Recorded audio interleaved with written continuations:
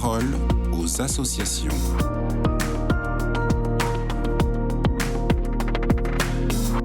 Aymeric Bejanin, bonjour. Vous êtes équipier en charge de la communication au Scout unitaire de France.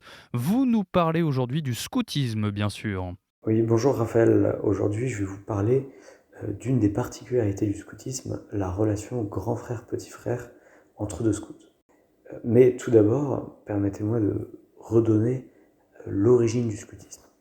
Le scoutisme a été créé outre-Manche par Baden-Powell au début du XXe siècle. Baden-Powell avait la volonté de sortir les jeunes qui traînaient dans les quartiers défavorisés de Londres. Afin de créer le scoutisme, il s'est inspiré du modèle des bandes de jeunes, organisées par un chef et une équipe de quelques jeunes. Comment il construit un groupe, une équipe, une patrouille ? Tout d'abord, dans la troupe. Une troupe scout est composée de plusieurs équipes, de 6 à 8 jeunes. Chaque équipe a un chef d'environ 16 ans. Dans la troupe, il y a plusieurs chefs, les encadrants, des majors formés et responsables. Dans une équipe, il y a une hiérarchie. Le chef d'équipe, qui est le plus vieux, est le plus expérimenté. Il a entre 15 et 17 ans.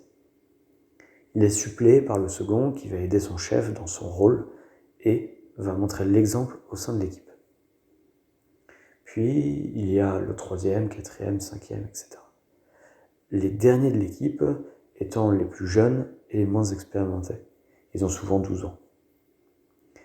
Dans la patrouille, tout le monde a un rôle bien défini. Il y a l'intendant, le cuisinier, liturgiste, matérialiste, secouriste, topographe, reporter, etc. Au sein de chaque équipe, le chef a la responsabilité de faire progresser les scouts. Pour ça, il va montrer l'exemple. C'est la relation petit frère-grand frère, ou encore pédagogie du grand frère. La progression scout, elle se fait en suivant l'engagement de la promesse, mais aussi différentes classes ou badges qui sont des reconnaissances techniques et pédagogiques.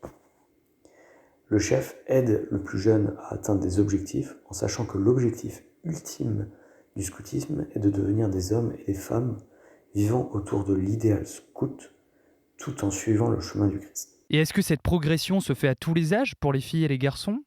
Alors oui, cette progression elle est répartie en 3 branches.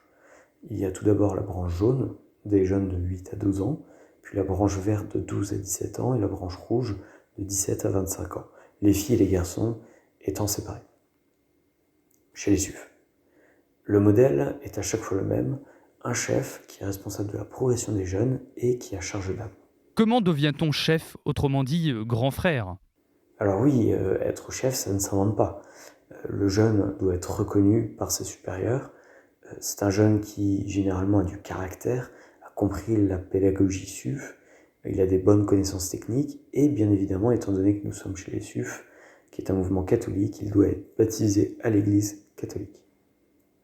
Ensuite, une fois que le chef est choisi, le chef est investi.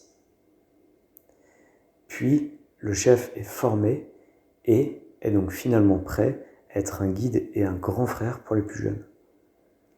Cela passe par l'organisation des activités, on parle de week-end, sorties, dîners, mais aussi par l'exemplarité et la subsidiarité. Finalement, le scoutisme est, comme le voulait Baden-Powell, une éducation des jeunes par les jeunes. Merci beaucoup Aymeric Bejanin pour votre intervention. Je le rappelle, vous êtes équipier en charge de la communication au Scout unitaire de France. Très belle journée à vous.